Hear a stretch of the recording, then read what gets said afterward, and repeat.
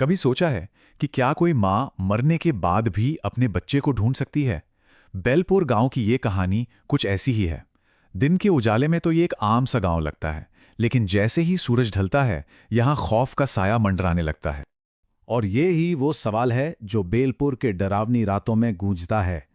गांव वाले बताते हैं कि ये एक रोती हुई औरत की आवाज है। एक ऐसी औरत जो हर रात उस पुराने पीपल के पेड़ के नीचे बैठी दिखती है। ये कहानी है बेलपुर के उसी भूत की, एक ऐसी मां की आत्मा जो आज भी अपना खोया हुआ बच्चा ढूंढ रही है। लेकिन सुनिए, ये सिर्फ एक भूत की किंवदंती नहीं है। नहीं, ये कहानी है अंजलि की। एक ऐसी औरत जिसकी जिंदगी दर्द और पीड़ा की एक कभी ना खत्म होने वाली दास्तान थी। पूरे 8 साल तक अंजलि रघुवीर के घर में एक दुल्हन बनकर नहीं, बल्कि एक गुलाम की तरह रही। एक ऐसी गुलाम जिसे सिर्फ जुल्म मिला। शादी के पहले ही हफ्ते से दहेज के ताने उसकी जिंदगी का हिस्सा बन गए। ससुराल वालों ने उसे कभी अपनाया ही नहीं, और ये तो बस उस दर्दनाक सफर की शुरुआत थी। और फिर जब सालों बाद भी अंजलि मां नहीं बन पाई, तो बांझ का ये ताना उसकी पहचान बन गया। क्या घर, क्या गांव, हर कोई उसे इसी नाम से जलील करने लगा। और उसका पति रघुवीर, वो तो इस जुल्म में बराबर का शरीक था। वो उसे बचाने की बजाय खुद ताने मारकर उसके जख्मों पर नमक छिड़कता था। इस पूरी दुनिया में अंजलि का अपना कोई नहीं था। वो बिल्कुल अकेली थी। देखिए कैसे साल दर साल उसकी पीड़ा बस बढ़ती ही गई। दहेज के तानों से जो कहानी शुरू हुई थी, वो सबके सामने बेइज्जती से होते हुए मारपीट तक पहुंच गई। अब तो अंजलि को भी यकीन हो चला था कि सिर्फ एक बच्चा ही उसे इस नर्क से निकाल सकता है। इतने सालों के दर्द के बाद एक सुबह अंजलि को पता चला कि वो मां बनने वाली हैं। एक पल के लिए जैसे उसकी अंधेरी दुनिया में उम्मीद की एक किरण जगमगा उठी। उस दिन अंजलि ने पहली बार आईने में अपने चेहरे पर एक सच्ची, एक असली मुस्कान देखी। उसे लगा बस अब सब कुछ बदल जाएगा।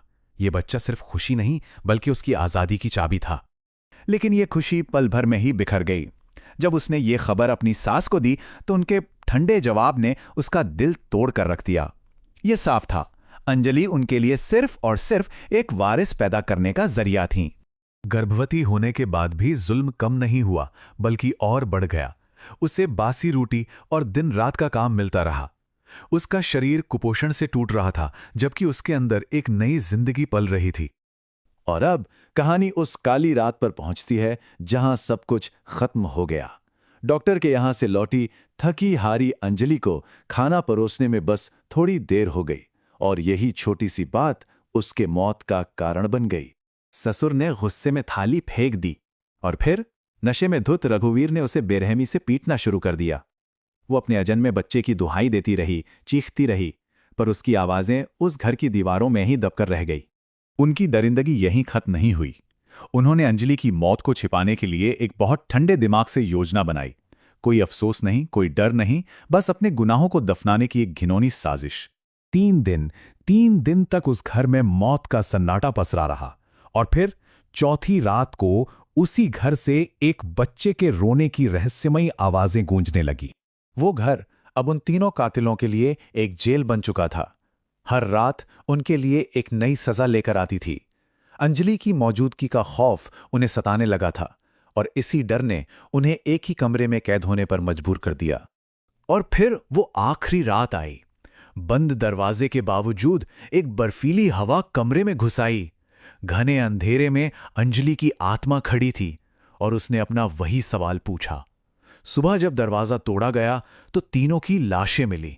उनके चेहरों पर खौफ जमा हुआ था, जैसे किसी ने उनका दम घोट दिया हो। उस परिवार की मौत ने पूरे गांव में दहशत फैला दी। लोग इतने डर गए कि रातों को कोई घर से बाहर नहीं निकलता था। आखिर में इस खौफ को खत्म करने के लिए गांव वालों ने हरिदास बाबा नाम के एक तांत्रिक को बुलाया। तांत्रिक ने बताया कि अंजलि की आत्मा कोई मामूली आत्मा नहीं, बल्कि एक गर्भवती आत्मा है, सबसे शक्तिशाली और पीड़ा में डूबी हुई आत्मा। सोचिए, ये एक मां और उसके अजन्मे बच्चे, यानी 2 अधूरी जिंदगियों का दर्द एक साथ लेके चलती है। ऐसी आत्मा को तब तक शांति नहीं मिलती जब तक उसे उसका खोया हुआ बच्चा ना मिल जाए। हरिदास बाबा के कहने पर अंजलि के माता पिता को बुलाया गया, बहुत भारी मन से। उन्होंने खेत को खोदा और अपनी बेटी के शरीर को बाहर निकाला। मां और उसके अजन्मे बच्चे दोनों को एक साथ अग्नि दी गई ताकि उनकी भटकती आत्मा को शांति मिल सके। लेकिन क्या उसे वाकई शांति मिली? गांव वाले कहते हैं कि आज भी उन खेतों के पास से गुजरते हुए हवा अचानक ठंडी हो जाती है और उस खामोशी में कभी-कभी एक फुसफुसाहट सुनाई देती है जो आज भी अपना वही अधूरा सवाल पूछती है,